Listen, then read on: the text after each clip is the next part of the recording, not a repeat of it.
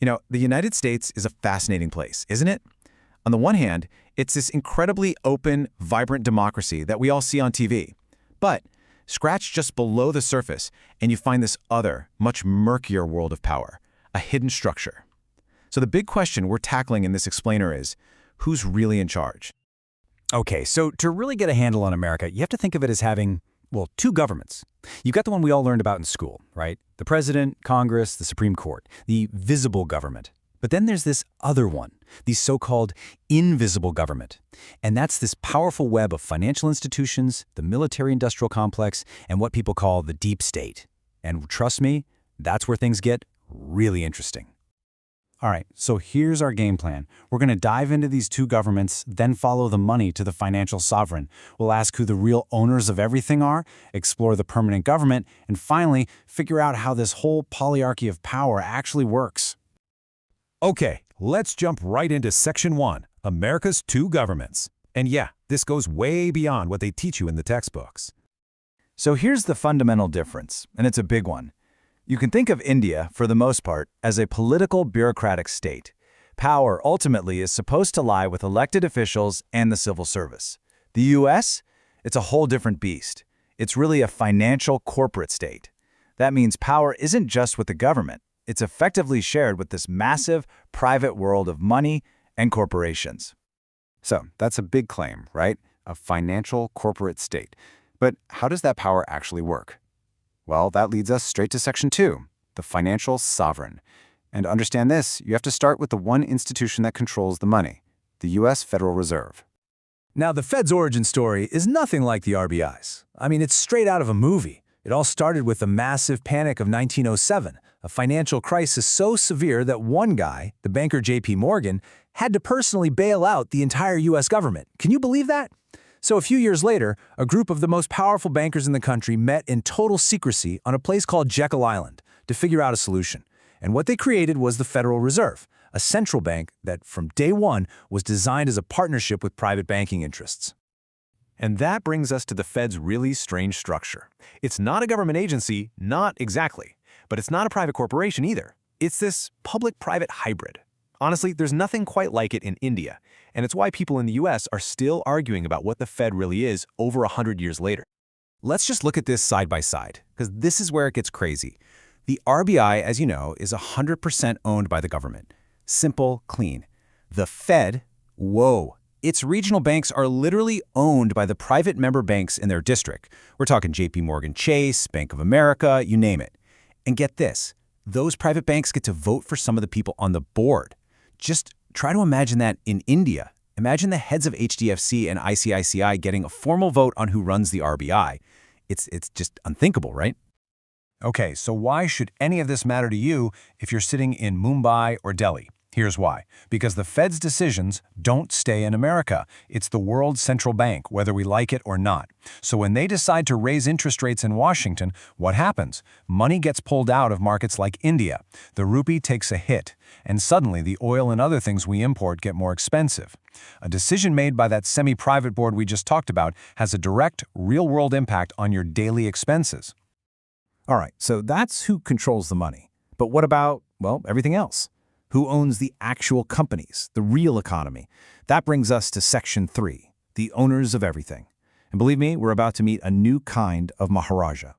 In India, if I ask who owns the big corporations, you can probably name them, right? It's promoter-driven. We know the Ambanis, the Tatas, the Adanis. The ownership is clear. It's personal. American capitalism has evolved differently. Over there, the visible promoter has kind of been replaced by these massive, almost anonymous asset management firms. The big ones, BlackRock and Vanguard. And the scale we're talking about here it's just mind-boggling. Let's just take one of them, BlackRock. They manage about, wait for it, $11.5 trillion in assets.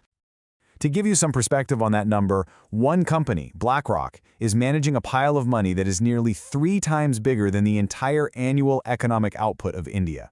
The whole country. Just let that sink in for a second. It's staggering.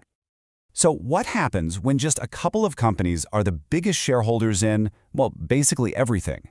You get this thing called common ownership, and it creates the illusion of competition. We all think of Coke and Pepsi as these huge rivals, right? But guess who the top shareholders are in both companies? Yep, BlackRock and Vanguard. The same goes for Ford and GM, for Pfizer and Moderna.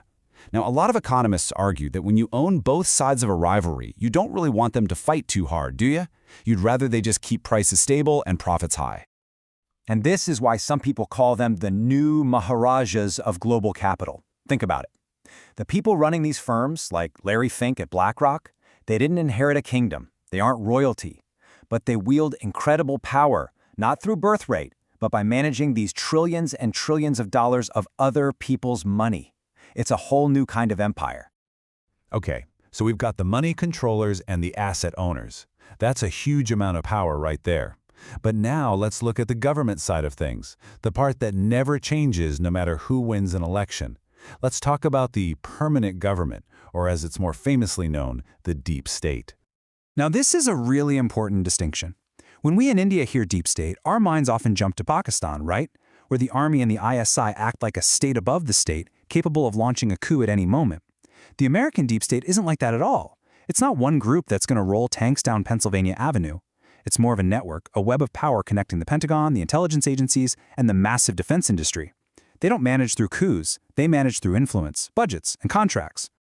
And the engine that drives this whole thing is something called the Iron Triangle. It works like this. The Pentagon says it needs the newest, most advanced weapons. Congress is happy to provide the funding because the companies that build those weapons, the defense industry, have factories in their home districts, which means jobs and votes. And of course, the defense industry then spends millions lobbying Congress and the Pentagon to identify new threats so they can sell even more weapons.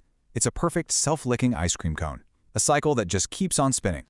So we've got these two massive power centers, the financial world and the permanent government.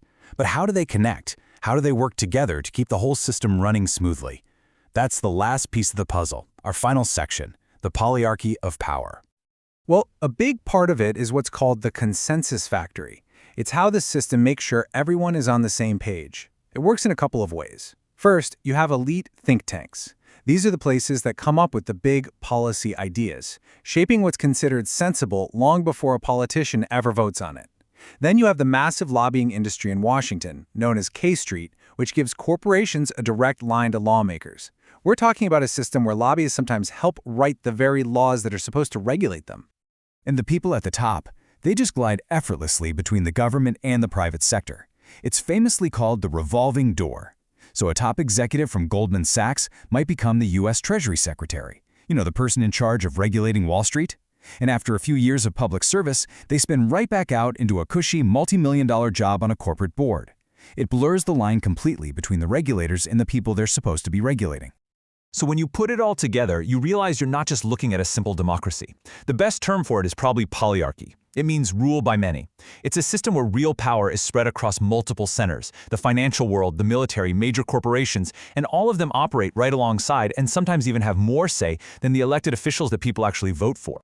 So, let's just recap. The three main pillars of this hidden American power structure are the financial sovereign, which is the Fed and the giant asset managers controlling the money, the deep state directorate, which is the Pentagon and intelligence community setting the global agenda, and the consensus factory of think tanks and lobbyists, which makes sure the laws favor the powerful. Which brings us back to where we started, but with a much sharper question. When India's prime minister goes to Washington and sits across from the U.S. president, he's not just talking to one person. He's shaking hands with the visible public face of this enormous, complex, and incredibly powerful machine we've just described. So the real question you have to ask yourself is, who is he really dealing with? It's definitely something to think about.